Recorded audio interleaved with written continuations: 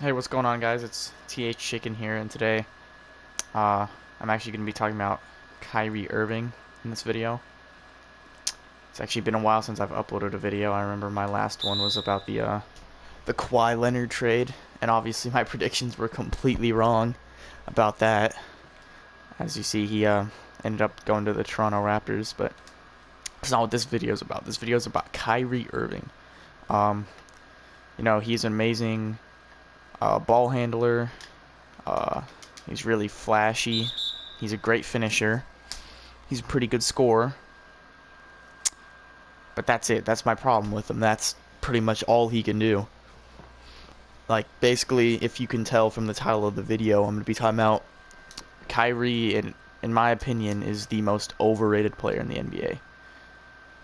And now, I'm not saying... Okay, let me define overrated for a second. It just means that a player is not as good as the general public thinks they are, but that doesn't mean they're not good at all. Like, I still think Kyrie's a really good player, but, like, I don't think he's top 10, top 12 in the NBA like a lot of people think. Some people even go as far to say he's superstar level, like, in their, like, top, like, 7 and shit, and it's like, I just think that's outrageous because he's not even putting up comparable numbers to, like, all the other superstars. He's only averaging 24 points per game, which that's good. Like, he's a good scorer. But then he's only averaging 3 rebounds per game. So, whatever, he's a point guard. He's only like 6 foot something. He shouldn't be averaging that many rebounds anyway. But then, like, most elite point guards at his position are averaging around, like, like 7 assists and stuff, like John Wall, he averaged like 10 assists per game. Russell Westbrook averaged like 10 assists per game. Even Damian Lillard, who's pretty much known as like a pure scorer, he even averaged like around 7 assists per game. And Kyrie barely averaged 5 assists per game when he honestly has more scorers around him than all the other guys. So you think he'd be spoon feeding the shit out of them and just, grinding out assists left and right, but he's just a below average playmaker for his position, so he's just not getting that many assists. And when you're a below average playmaker for a point guard, you can't play defense at all. You're a great scorer, but you're a great scorer, but not an amazing scorer because you're only averaging like 24 points per game. So I don't know. It's like I really don't see how you can think a player like that just has some hidden invisible value to him that makes him so much better than all the other players, because he's just not. I mean, you look at his numbers, you look at the situation he's in, and it's just he's not doing what people think he's doing, and it's frustrates me because other players are kind of getting screwed over in like top 10 lists and shit, top 12, because people like feel obligated to put Kyrie in there just because the Celtics are winning and he's a flashy player. So other players don't really get recognized for the skill they have. And it's just frustrating, It's like, obviously, Damian Lillard, stat-wise, fucking value-wise, leadership-wise, even though he's not that good of a defender, Damian Lillard's still a better defender than Kyrie. And it's just, like, it just frustrates me how people can say one player is just better than the other without actually looking into it. And, obviously, once you look into it, you can tell, like, just looking at his stats and the situation Kyrie's in, he's just not as good of a player as everyone thinks. Obviously, what a lot of people are going to say is the main argument is Kyrie isn't putting up empty stats like a lot of these other players on bad teams. He is putting up decent stats that lead to wins. And with that argument, I come back with, obviously, they're going to win games with or without Kyrie. They still have Jason Tatum, Gordon Hayward, Al Horford, Jaylen Brown, Marcus Smart, Terry Rozier, Marcus Morris you could even throw in there. And then they have arguably the second best coach in the league, probably will be the best coach in the league once Greg Popovich retires in 2020. So with or without Kyrie, they were going to win games. He was just there to be, you know, their primary like handler and like scorer and shit. But it's not like the offense completely ran through him like some of those other players, and the system falls apart when he's not there. Because, you know, because of how little of an impact he has on the floor, because he can't play defense, he's a below average playmaker. It's like, it's way easier to fill Kyrie's void than it would be to fill like Damian Lillard's void. Because obviously on Kyrie's team, he's just like a main scorer, and like all you really need to do to fill Kyrie's void on the Celtics is to have Jaylen Brown, Terry Rozier, and Jason Tatum all score like 5 more points each, and then bam, you just immediately replace Kyrie's whole production. But with Damian Lillard or like a guy like John Wall, you take them off their team, you know, guys whose like their impact is just like so much for their team that like once they get taken off that team, they look completely different. They would not be winning games at all. And I know the argument shouldn't be like, oh, who can take lesser talent to which heights. It should be, you know, we should judge players on how they do when talent is put around them. If you have like LeBron James in 2013, take him for example. So he was a player that had really good talent around him, and he took them to, you know, 66 wins. He utilized the talent he had around them and took them to 66 wins because obviously the whole offensive scheme was completely centered around him. And like it just, the whole like, I don't know, the whole system worked better, the one that was built around him. Like he was able to make the system work with other star players. So that's why he's a really great player, because he was able to, you know, win 66 games when talent was put around him. And then you could say the same thing for Kyrie, like he won, or they were going to win around 60 games if he didn't get injured. But that wasn't like because the system was about it. It's different because it's not like the system was built around Kyrie and then he used the talent around him to win a lot of games. He was put onto an already great team with an already great system where he just had to, you know, score a couple buckets for them to win games. And they would win games even without him because they just are such a great team and they just have such a great system.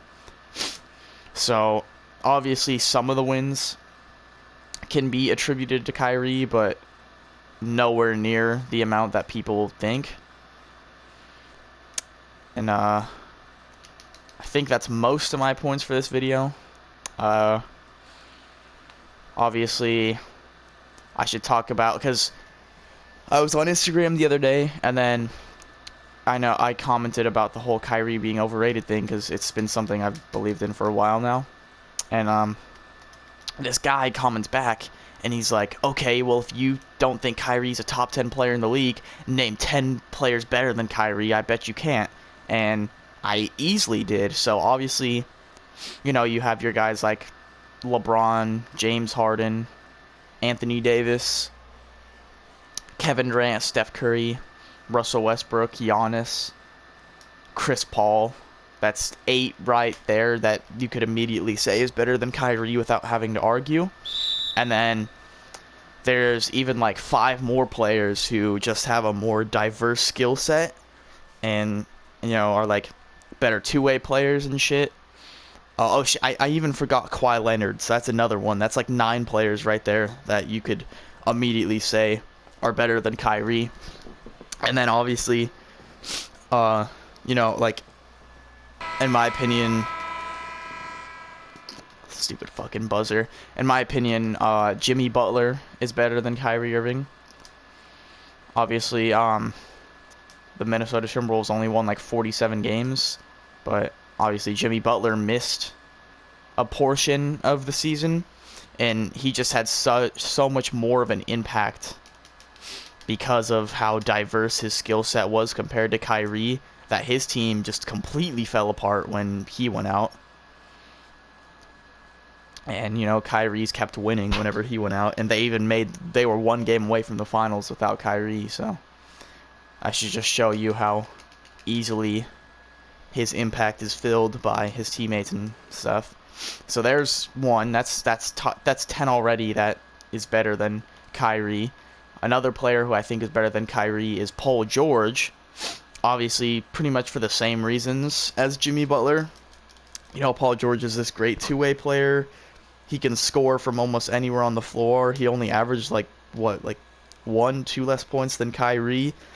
And keep in mind, Paul George is playing with Russell Westbrook, who is extremely hard to put up numbers when you're playing in a crappy Billy Donovan system with Russell Westbrook just doing all the ISOs and shit, obviously.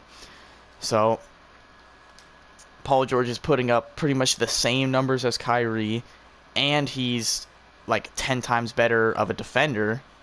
So it just doesn't make sense how you can say Kyrie's better when he just can't do as much as Paul George. Like, Paul George can do everything Kyrie can, except he's not as flashy of a finisher, and he doesn't have as flashy handles.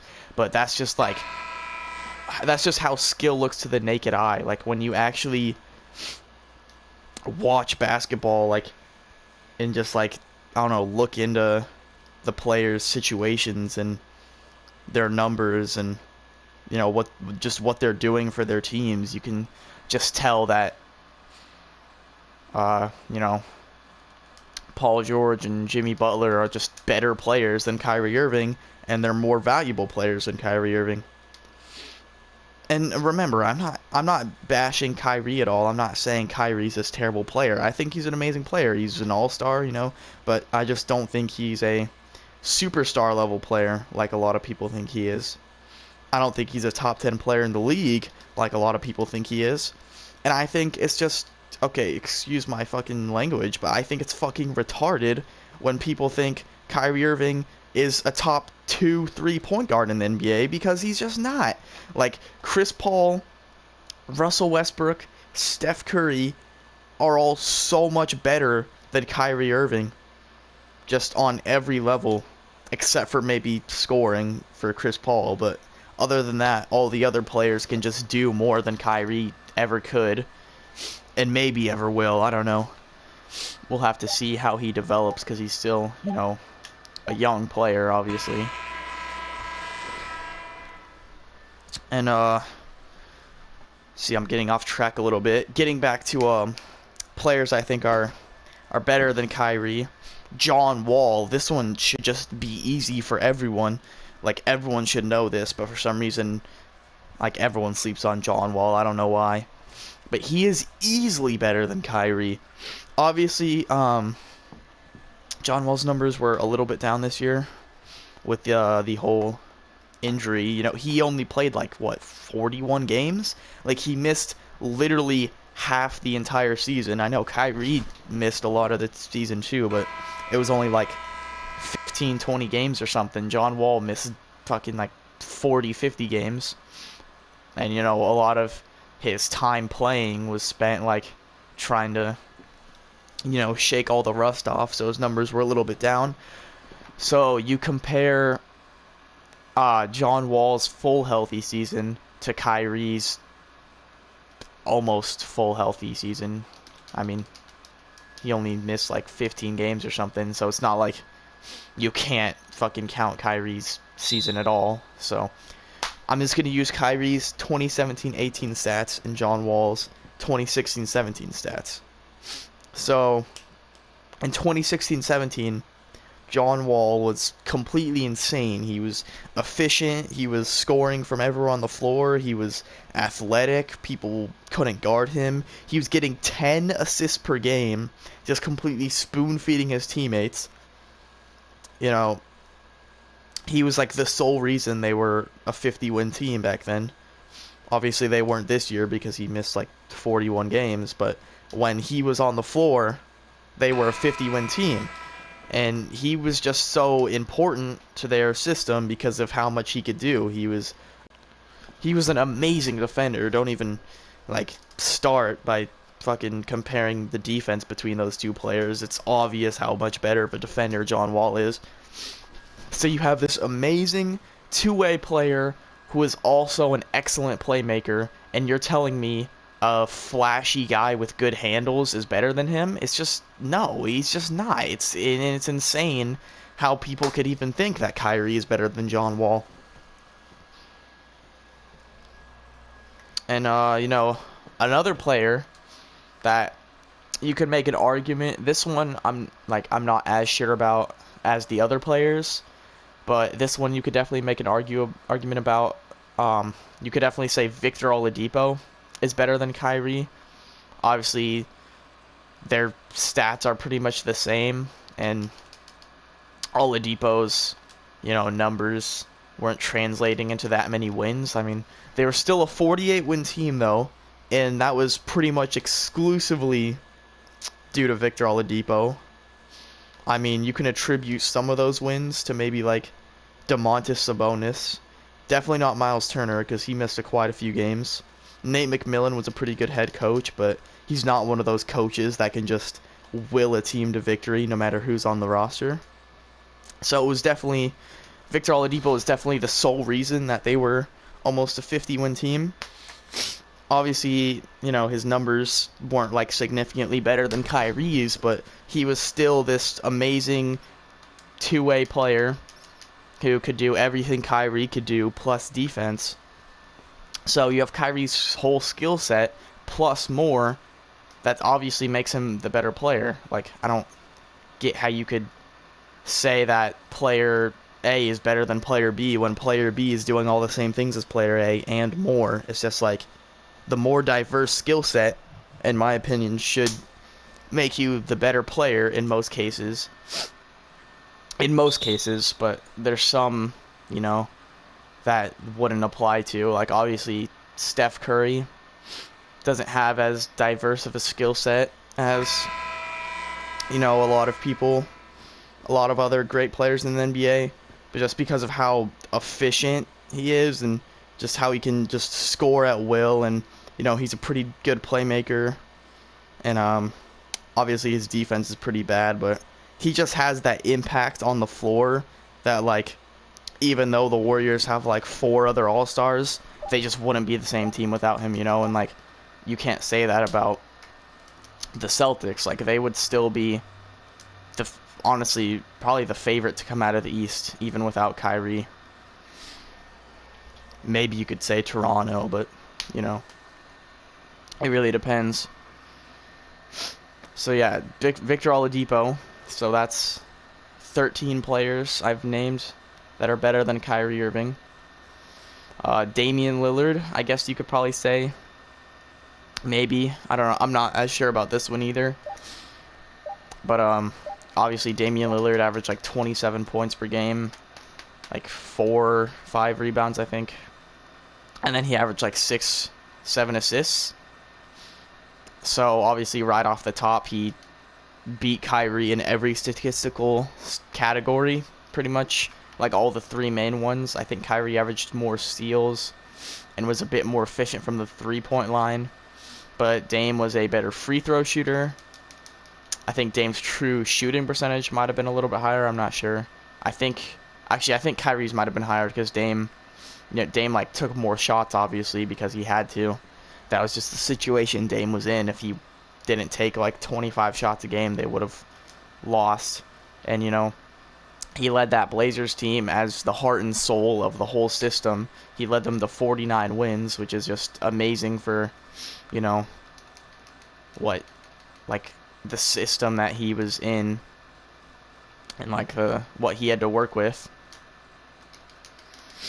So, yeah, you could definitely make a case for Dame being better than Kyrie. Dame's also a bit of a better defender, even though Kyrie averages more steals. Steals is honestly an overrated stat. Like, James Harden averages more fucking steals than, like, I don't know, a lot of great defenders. And it's just because you swipe the ball away from people like 2 times per game doesn't mean you're a lockdown defender. Obviously, Dame isn't a lockdown defender, but more than Kyrie, you know. Joel Embiid. Nah, I don't really think we can quite say Embiid is better than Kyrie yet. You know, he's getting there. A healthy DeMarcus Cousins is definitely better than Kyrie, but I don't think DeMarcus Cousins is ever gonna get back to the level that he was. Especially, you know, since it was an Achilles injury, which, like, I'm pretty sure only like one player in like NBA history ever like went back to all-star level after tearing their Achilles, and it was Dominique Wilkins. So, you know, the odds are stacked against Cousins. So I don't really know if you could say he's better than Kyrie anymore. But still, I named like 14 players who, just looking at the raw numbers, their situations, their skill sets, it's just easily, you know, that it's just easily determined that they're better than Kyrie. So just basically the main point of the video that I'm trying to say is, just because Kyrie is flashy and it looks like he's so good to the naked eye because he's just doing like fancy moves and stuff, that doesn't mean he's better than all these other players who, you know, maybe aren't as entertaining to watch, but they're just better players, you know. They can just do more and they have more of an impact on the floor. So, obviously I'm gonna get a lot of hate for this video. I know the Kyrie fan base is growing and growing, and it's a very popular opinion to overrate Kyrie. I mean, that's another reason why he's overrated, because obviously if everyone thought Kyrie was overrated, he wouldn't be overrated, you know. But the fact that everyone thinks he's a top 3 point guard in the NBA and like a top 10 player in the NBA, since everyone thinks that, the majority of the public overrates Kyrie Irving, which is why he's overrated. I honestly like Kyrie. Like, I'm not a Kyrie hater. I'm not trying to bash his name or, you know, say he's not a great player. I think he's a great player. I just don't think he's as good as most people think. Maybe he'll be as good as people think he is now in a few years, because he's still a super young player. But right now, he's just not the player people think he is. He just isn't. He's a flashy ball handler with, you know, good finishing. He's a good scorer, but not great. He's a pretty bad defender. He's improving in that area, though, but compared to all these other players, he's pretty bad on that end of the floor. He's a below-average playmaker for his position. He can't really rebound the ball well, but, you know, obviously that's not his job to rebound, but still, you'd like him to grab at least 4 or 5 per game, like most of those other players are. You know, that's pretty much it. That's pretty much the video. Like, that's pretty much a wrap, but just to, like, you know, that was just, that whole thing I just said, it was just pretty much a recap, my main points of the video. So, I hope you guys enjoyed. I know you probably didn't, though, because all of you guys are fucking Kyrie dick suckers, but dick riders, whatever it's called. I don't really care. I know you guys probably didn't enjoy this video. It's probably gonna get a ton of dislikes, a ton of hate comments, but I really don't give a fuck. I just really wanted to explain to the, like, my 50 subscribers why I think Kyrie Irving is overrated, because it's just gotten to the point where, like, I don't know, it's just gotten to the point where it's like, it's frustrating how overrated he is. Like, it's not even just like, oh, okay, whatever, you know, it's just like, come on, it's like, how can you even say he's better than these other players? So, yeah, that's pretty much the video. And I'll, see you guys in probably a few months, honestly. I really don't upload that often, but yeah, that's pretty much all the reasons why I think Kyrie Irving is an extremely overrated player.